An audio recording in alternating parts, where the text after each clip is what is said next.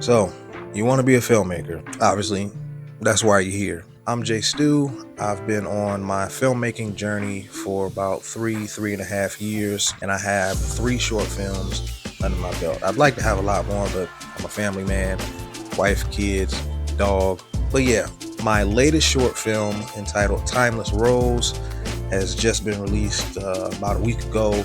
If you haven't seen it yet, go check it out. I'll leave a link to that in the comments. Let me know what you think. I'd love to get some constructive feedback on it. But yeah, I figured I would just sit down here today to share my journey of filmmaking so far and let you guys know the ups and downs of said journey and share my mistakes and what I've learned so far. So without further ado, here are 5 things that I've learned from making 3 short films. Preparation. I made a video like this a while ago before about the necessity of being very prepared, and I cannot stress this enough. Preparation has been essential to the filmmaking process. That should go without saying, but hear me out. With my first short film, Recovery, I was very excited about it, obviously, but I didn't make a shot list. I knew what I wanted to do, but I didn't know exactly how I was going to do it. And had I made a shot list, that was going to make my life so much easier. What was supposed to take about 2 hours to shoot took about 6 hours. And it was late at night too. So had I made that shot list, I probably could have knocked that thing out in about 2 hours. It's a very simple short film. A shot list is tedious. I'm not gonna lie, it's tedious to make, but it is necessary for preparation. And preparation breeds confidence. Confidence breeds creativity. Because you have the confidence to make decisions, you now can make decisions on the fly because you've prepared or over-prepared for your shoot. Lighting and exposure. My exposure skills were definitely put to the test for my first short film, Recovery. I was filming in my house with very little light, and indoor lights suck. Like the ones that are like in your ceiling, they suck. They're terrible. But it was at night, no lights but the ones that was in the ceiling, and a little LED flashlight, which is somewhere around. I think it's right over there actually. And the exposure in my first short film was absolutely horrendous. And I wasn't the DP on my short film. My good friend Justin Speck was the DP. He also played the creature in both my first and second short film. So shout out to Justin Speck. You're the man. But the exposure was through no fault of his. The set was just poorly lit. My house was just poorly lit. Had I had better lighting, then the exposure would not have been nearly as bad as it was. I learned so much about the importance of lighting on my first short film, and I learned so much about the importance of exposure on my second short film, because my second short film was the opposite. It was shot outside in daytime. I shot that one on my phone. I didn't have an ND filter, but I exposed it the best way that I could because I didn't have an ND filter. Now I've learned how to make my own ND filter for my phone. Just take some like light gel paper and cut it up, put it over the lens, and there you go. You got an ND filter. So my white balance was a little bit off on my second short film, but what I do like about that is that I had a consistent eerie look because the white balance was off. So was it ideal? No. Did it work out for the better of my short film? Absolutely. If I had to do it again, I would definitely make that makeshift ND filter for my phone, and I would definitely expose it even more correctly.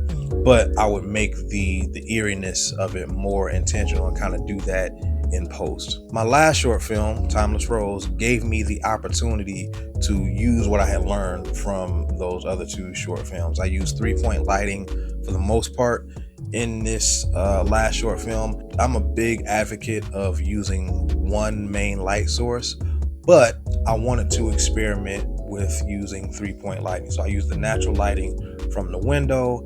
I had a light that was to the left of the camera, and I had a light that was to the right of the camera as well.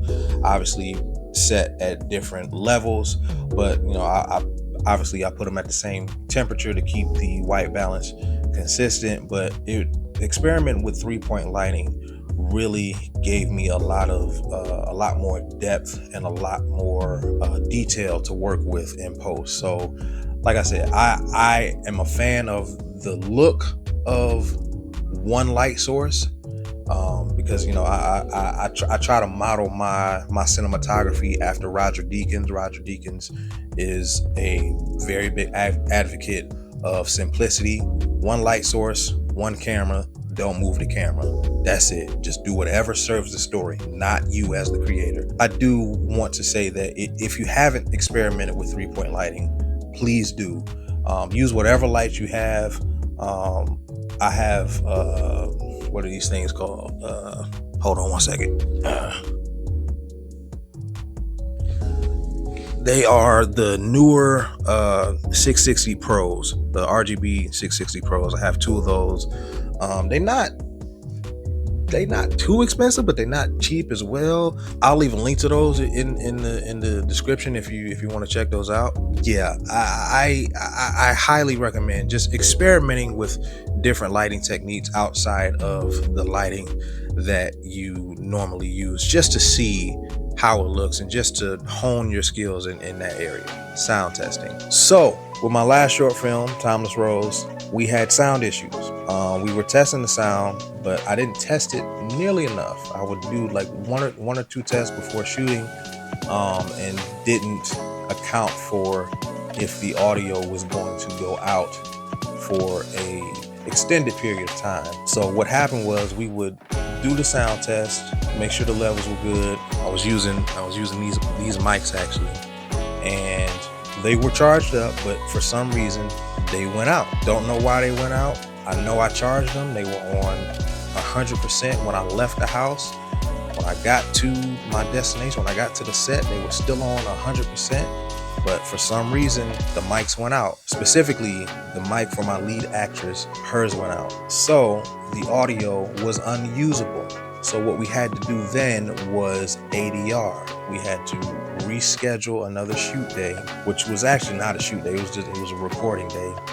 And we went through the audio that we had, the bad audio that we had, and tried to match that the best we could with re-recording it. And shout out to Bosnia and DB, he's my lead actor in Timeless Rose, because they knocked it out of the park. I know there's some, like, I can tell that it's ADR, but I'm not sure if you guys can tell. Maybe now that I've pointed it out, you guys can tell that most of the short film is ADR. The only natural sound in Timeless Rose is the argument in the very beginning of the film. That's the only natural sound that's in there. Obviously, I altered it to make it sound kind of echoey and dreamy and kind of ethereal, but everything else was ADR. So I said all that to say, do extensive sound testing.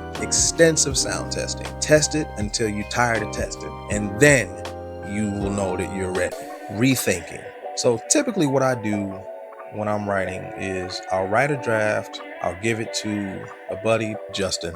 I give it to Justin and he reads it, gives me feedback, and then I'll make adjustments according to his feedback. I am going to not do that anymore, because what it does is I'm not really writing another draft. I'm just tweaking the first draft. And what I should do is write one draft, get feedback on it, and then throw it away and write a completely new draft. Because I already know the story. I already know where these characters are going to end up. But the thing is, when you tweaking is not rewriting.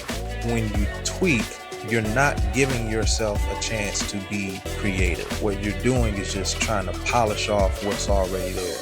And if your first draft is a turd, you're just gonna have a shiny turd. Nobody wants to watch a shiny turd. So going forward, what I'm going to do is the correct thing and just write a completely new draft every time. Now, I know that goes without saying for some of you more experienced filmmakers, but when you're somebody like me and you are on a crunch for time a lot of the time, because you got kids and everything, and I got ADHD. I often want to move on to the next project, even when I'm on the current project. So me going back and rewriting something feels like I'm starting over, which it is, but it's necessary. I wish I had done that more for my previous short films. I may have had better short films. That's not to say that I'm not proud of what I've done, because I am pretty proud of what I've done. But going back and looking at it, I can see abundantly clear where I could have improved on the story now that I have made it and it's out there and I can't change it. So going forward, multiple drafts. Overthinking. Now, I know this seems contradictory because I just talked about rethinking, but overthinking is something that you don't want to do, because you'll be tweaking and tweaking and tweaking for days. And when you get to that point, you're just getting really nitpicky and obsessive over it. And that stops you from being creative. Quincy Jones said, paralysis through analysis. If you take too much time to analyze what you're doing, you will paralyze your own progress. So you should rethink and do the second draft. However, don't overthink and stagnate yourself. You don't want to overthink. You don't want to overcomplicate the creative process, because then it's not going to be fun. Creating is supposed to be fun. And when it stops being fun, you should probably stop creating. That doesn't mean it's going to be fun all the time. The creative process is tedious, but at the same time, you want to make sure that you are enjoying yourself, the people around you are enjoying themselves, everyone that is involved is having a good time making the thing that they're making. And that's not going to happen if you're overthinking, because if you're overthinking, that's going to bleed into your environment and the people around you, and people will feed off of that energy, and it's not going to make for a good experience for you or the people around you. So make deliberate decisions, affirm those decisions, and then keep it moving.